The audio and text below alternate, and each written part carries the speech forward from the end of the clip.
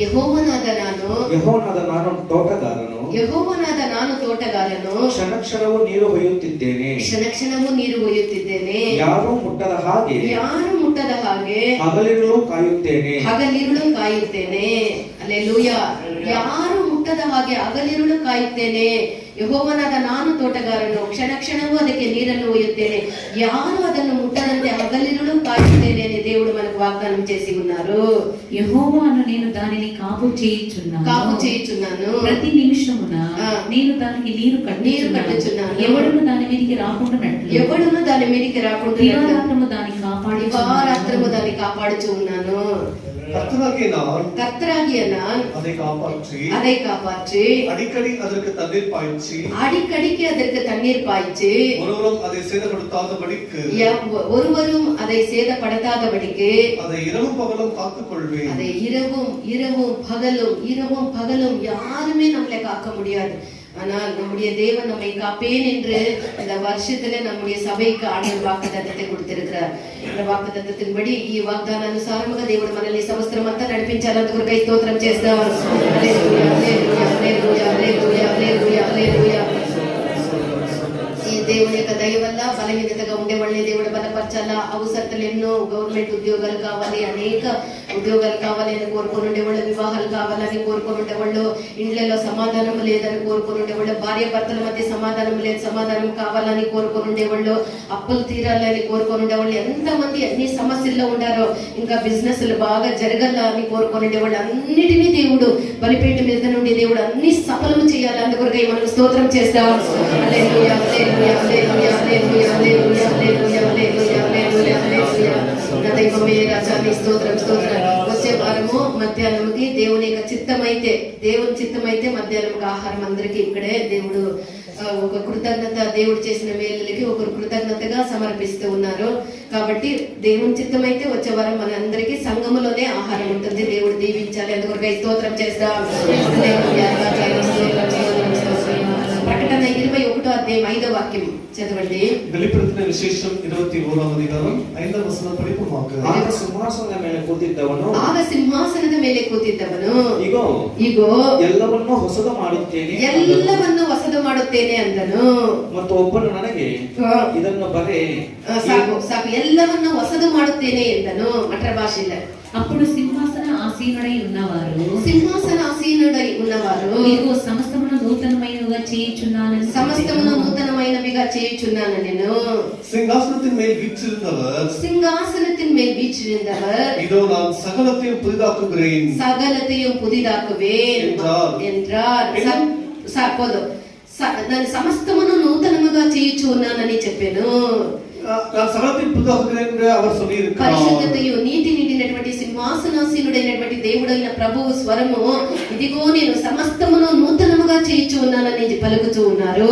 పరిశుద్ధமும் நீதியும் அப்படியே சிங்காசனத்தில் கர்த்தரானவர் நான் சகலத்தையும் புதிதாக்குகிறேன் என்று சொல்லுகிறார். ఒక 2024 సంవత్సరం ఒక సంవత్సరము గతించిపోయే, ஒரு 2024 வருஷం முழுவதும் கடந்து పోయింది. మరొక సంవత్సరములోనికి దేవుడు నడిపించి 5 దినాలుగా దేవుడు కాపాడేది దేవుని యొక్క కనికరమే. இந்த புதிய வருஷத்துல நுழைய பண்ணி 5 நாட்களுமே கடக பண்ணிருக்கார். எல்லாமே దేవుని కృపయాయి இருக்கிறது. గత సంవత్సరంలో మనం ఎన్నో వ్యాధుల్ని ఎదుర్కొంటిమి. గత సంవత్సరంలో ఎన్నో వ్యాధులను ఎదుర్కొన్నాం. ఎన్నో విధములైనటువంటి బాధలు, శరీర బాధలు మనం ఎదుర్కొంటిమి. శరీరத்தின் పాడుகளை ఎదుర్కొన్నాం. వాటన్నిటిని మన యొక్క దేవుడు నిన్ను స్వస్థపరిచే దేవుడు నేనేని మనకు స్వస్థతని అనుగ్రహించిరి. అవి எல்லாவற்றையும் கூட கர்த்தர் நமக்கு நாளேவன் பரிகாரத்தை கர்த்தர் நமக்கு சுகத்தை கொடுத்திருக்கிறார். పాప దోషాలన్నీ క్షమించి ఆయన శుద్ధీకరించిరి. அவர் எல்லா பாவங்களையும் மன்னித்து நம்மை சுத்திகரித்திருக்கிறார். మన ప్రార్థనలన్నిటికీ ఎన్నో మనం ప్రార్థించగా మన ప్రార్థనలకి దేవుడు జవాబిచ్చిరి. நாம் எவ்வளவு ஜெபித்தோமோ எல்லாவற்றுக்கும் அவர் பதில் கொடுத்திருக்கிறார். మన దుఃఖములన్నీ మార్చిరి. దుఃఖத்தை ఎல்லாம் మార్చిరిக்கிறார். మనము బ్రతికేదానికి కావాల్సినటువంటి కృపని దేవుడు మనకు అనుగ్రహించిరి. வாழ்ந்தோம் நம்ம ఆడబడికి దేవుని కృపను கொடுத்திருக்கிறார். ఈ పాటలో చెప్పినట్లు ఎన్నెన్నో యుద్ధములు నాకెదురైనప్పటికీ విడువగా నడిపితరి అన్నట్లుగా ఎన్నెన్నో శోధనలు నాపై ప్రవహించినను విజయముతో నిలిపితిరి అన్నట్లుగా ఎన్నెన్నో శోధనలు, ఎన్నెన్నో యుద్ధములు, ఎన్నెన్నో బాధలు మనం ఎదుర్కోవలసి వస్తుంది. அது தெலுங்கு பாடலில் சொல்லப்பட்டதும் அவன் எத்தனையோ பாடுகளை எதிர்கொண்டோம், எத்தனை கஷ்டம் எதிர்கொண்டோம் என்ற அமிதமாக நம்ம கடந்து வந்திருக்கிறோம். ఎన్నో బంధకాల నుండి దేవుడు మనకు విడుదల అనుగ్రహించింది. కట్టెలిருந்து కర్తర్ நமக்கு విడుదலை கொடுத்திருக்கிறார். మన యొక్క ఎన్నో అవసరతలు, మన వ్యక్తిగత అవసరతలు, కుటుంబ అవసరతలు, సేవలకు అవసరతలు, ఎన్నో అవసరతలు ఉన్న అవసరతలన్నిటినీ దేవుడు మనకు అనుగ్రహించింది. எத்தனையோ குடும்பங்களுக்கு தேவைகள், எத்தனையோ ஊழியத்துக்கு தேவைகள் எல்லாவற்றையும் கர்த்தர் கொடுத்திருக்கிறார். ఎంతో మంది ఈ యొక్క సంవత్సరాన్ని చూడకుండా పోయినప్పటికీ మనం నిర్మూలనము కాకుండా దేవుడు యొక్క కృప మనల్ని కాపాడే. எத்தனையோ பேர் இந்த புதிய வருஷத்தை காலங்கள் போனா கூட கர்த்தருடைய கிருபை நம்மை காப்பாற்றுகிறது. దేవుడు చేసినటువంటి మేలుల్ని మనము గ్రహించి చెప్తూనే ఉండవచ్చు. எப்படி கர்த்தர் செய்த நன்மைகளை நாம் நினைத்து நாம் அவருக்கு நன்றி செலுத்திக் கொண்டே வரலாம். కీర్తన 48వ అధ్యాయం 14వ వాక్యములో చెప్పబడినట్లు 48వ సంగీతం 14వ వచనದಲ್ಲಿ சொல்லப்பட்ட విధமாக ನೀವು ನಿಮ್ಮ ಮುಂದನ ಸಂತತಿಯವರಿಗೆ ದೇವರು ಇಂಥವನು ಆತನು ಯುಗ ಯುಗಾಂತರಗಳಲ್ಲಿಯೂ ಆತನು ಯುಗ ಯುಗಾಂತರಗಳಲ್ಲಿಯೂ ನಮ್ಮ ದೇವರು ನಿರಂತರವೂ ನಮ್ಮನ್ನು ನಡೆಸುವವನಾಗಿದ್ದಾನೆ. ಎಷ್ಟು ಚೆನ್ನಾಗಿದೆ ನೋಡಿ ಕನ್ನಡದಲ್ಲಿ, ದೇವರು ಇಂಥವನೆಂದು ಈ ದೇವರನ್ನು ವಿವರಿಸಿ, ಈ ದೇವರು ನಮ್ಮ ದೇವರು ಸದಾಕಾಲವೂ ನಮ್ಮನ್ನು ನಡೆಸುವಂತ ದೇವರು. ಎಷ್ಟು ಚೆನ್ನಾಗಿದೆ ఈ బైబిల్ తేనె కంటే జుంట తేనె దారుల కంటే మధురమైనది. బాగా చదివి బాగా దాని యొక్క అర్థం తెలుసుకోవాలి. తమిళ పడి இந்த தேவன் என்றென்றைக்கும் உள்ள சதா காலங்களிலும் நம்முடைய தேவன் மரண பரியಂತಂ நம்மை நடத்துவார். ಕನ್ನಡದಲ್ಲಿ ತುಂಬಾ ಚೆನ್ನಾಗಿದೆ. ಇನ್ನೊಂದ್ಸಲ ಓದಿ. ಆಗ ನೀವು ಮುಂದನ సంతతిಯವರಿಗೆ దేవుడు ఇంతవను రానైనటువంటి ఇక ముందుకు వచ్చినటువంటి సంతతికి మా దేవుడు ఇలాంటి దేవుడు అని వివరించి, ఆతను యుగ యుగాంతరಗಳಲ್ಲಿಯೂ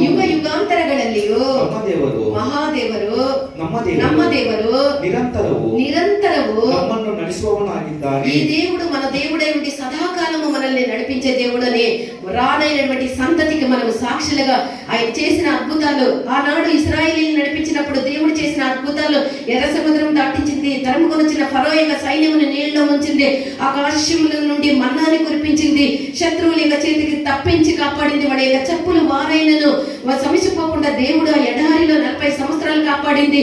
ఇవన్నీ ఏ విధముగా తలంచి మనం ఇప్పుడు అనుకుంటామో, ఇక రానైనటువంటి సంతతికి మనకు దేవుడు ఏం మేలు చేసే, ఏ విధముగా నడిపించే, మన వ్యాధుల్ని తీర్చిని, మన అవసరతల్ని ఇచ్చి, మన కన్నీటిని తుడిచిని, మన ఓదార్చిని, ఏ విధముగా అని మనం చెప్పే రీతిగా ఈ దేవుడు సదాకాలం ఉండేటటువంటి దేవుడుగా మనకున్నాడు. ஆதியிலே தேவன் அதாவது இஸ்ரவேல் ஜனங்களுக்கு எகிப்திலே செய்த அற்புதங்களை அவிதமாக தேவன் சிவந்த சமுத்திரத்தை பிளந்து அந்த வழியாக ஜனங்கள் நடக்க பண்ணி எகிப்தியரை சங்கரித்து அவர்களை வனாந்தின் வழியாக அவர்களை மனாவை கொடுத்து போஷித்து அவர்களுக்கு இரவு பகலும் அவர்களை காத்து இவ்விதமாக நடத்தி வந்ததெல்லாம் நாம் படிக்கிறோம் அல்லவா? அதே விதமாக கூட தேவன் நமக்கு செய்த காரியங்களை நமக்கு பின்னரும் சந்ததியாருக்கு கர்த்தர் அவ்விதமாக அவர்கள் விவரிக்கும்படி செய்வார். ఈ నూతన సంవత్సరంలో దేవుడు మనతో మాట్లాడినటువంటి మొదటి వాక్యము, ఇదిగో నేను సమస్తమును నూతనముగా చేయించు ఉన్నానని. இந்த வருஷத்துல முதலாவது படித்த வசனம், இதோ நான் சகலத்தை புதிதாக்குகிறேன் என்று சொல்லியிருக்கிறார். తన యొక్క శక్తి కలిగినటువంటి సింహాసనం యొద్ద నుండి పలికినటువంటి వార్త. இந்த வார்த்தை தேவனுடைய வல்லமையுள்ள సింహాసనం என்று சொல்லியிருந்த ஒரு வார்த்தையாக இருக்கிறது. సింహాసనం యొద్ద నుండి వచ్చినటువంటి వార్తలు బహు స్థిరమైనటువంటి దృఢమైనటువంటి వార్తలు. ఆయన సెలవిచ్చిన రీతిగానే ఆయన చెయ్యే శక్తివంతులైన దేవుడు సెలవిచ్చిన వార్తలు ఇవి. సింహాసనத்தில் வருகிற வார்த்தைகளே வல்லமைகளா இருக்கிறது. ஆகையால் அவர் சொன்னபடியாகவே அவர் அப்படியே செய்கிறவராய் இருக்கிறார். కావున మనము పాతవన్నీ ఇక మర్చిపోయి, ఆగిన పழைయవిని మరந்து పోయి, మనకు ముందు ఉంచబడి ఉన్నటువంటి వాటికి వెంటాడి మనం పరిగెత్తేదానికి పిలువబడి ఉన్నాము. முன்னோர்களை பார்த்து நம்ம போகிறவர்களாய் இருக்க வேண்டும். అదే మన దేవుడు మన ఎడల కోరేటటువంటి కార్యం. అదే మన దేవునిடத்தில் విரும்புகிற காரியமாயும் இருக்கிறது.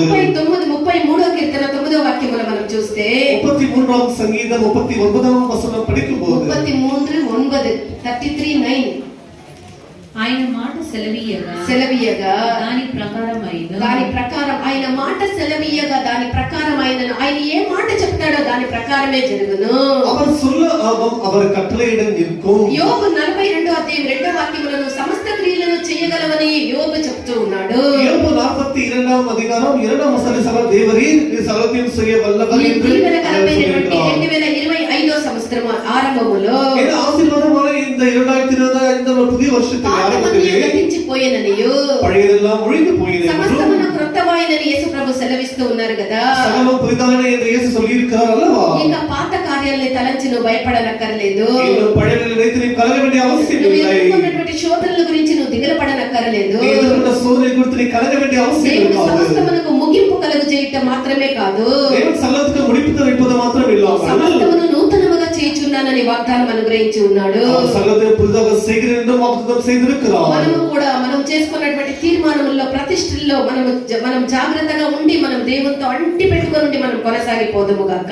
நாம் கூட தேவனிடத்தில் எடுத்துக்கொண்ட தீர்மானத்தின்படி தேவனோடு ஒட்டிக்கொண்டு நாம் அப்படியே முன்னேறி செல்வோமாக. దీని వల్ల కలుగునటువంటి ఆశీర్వాదములు ఏమనగా இது நிமித்தமாக நமக்கு வருகிற ఆశీర్వాదங்கள் என்னவென்றால் 26వ అధ్యాయం 10వ వాక్యం మనం చూస్తే லேவியராகமம் 26వ அதிகாரம் 10వ వచనం படிக்கும்போது కొత్త ధాన్యముల గురించి ఇక్కడ మనం చూస్తూ ఉన్నాము. அங்கே ஒரு புதிய தானியத்தை குறித்து படிக்கிறோம். ನೀವು ಬಹುದಿವಸದಿಂದ ಇಟ್ಟುಕೊಂಡಿರುವ ಹಳೆಯ ಧಾನ್ಯವನ್ನು ಊಟ ಮಾಡಿದಿರಿ, ಹೊಸದಕ್ಕೆ ಸ್ಥಳ ಉಂಟಾಗುವಂತೆ ಹಳೆಯದನ್ನು ತೆಗೆಯುವಿರಿ.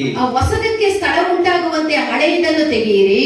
ಹೊಸದಕ್ಕೆ ಹೊಸ ಧಾನ್ಯವನ್ನು ಸಮ ಸೇರಿಸುವುದಕ್ಕೆ ಹಳೆಯ ಧಾನ್ಯವನ್ನು ತೆಗೆಯಿರಿ. ఇక్కడ కొత్త ధాన్యముల గురించి మనం చూస్తూ ఉన్నాము. இங்கே புதிய தானியத்தை குறித்து நாம் பார்க்கிறோம். ధాన్యము అనగా ఏమే? ధాన్యం என்று சொன்னால் మనం జీవించడానికి భుజించేటువంటి ఆహార పదార్థమే ధాన్యము. நாம் வாழ்படிக்கு புசிக்கிறது ஆகாரம் தான் தானியமாய் இருக்கிறது. ధాన్యము అనగా ఏమి? దీని యొక్క ఆత్మీయమైనటువంటి అర్థాలు ఏమని దేవుని యొక్క చిత్తమైతే వచ్చే వారంలో మనం నేర్చుకుందాము గాక.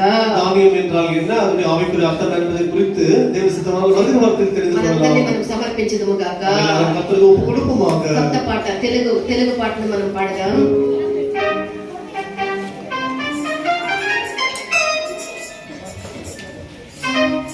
ఇన్ను యుద్ధములో నా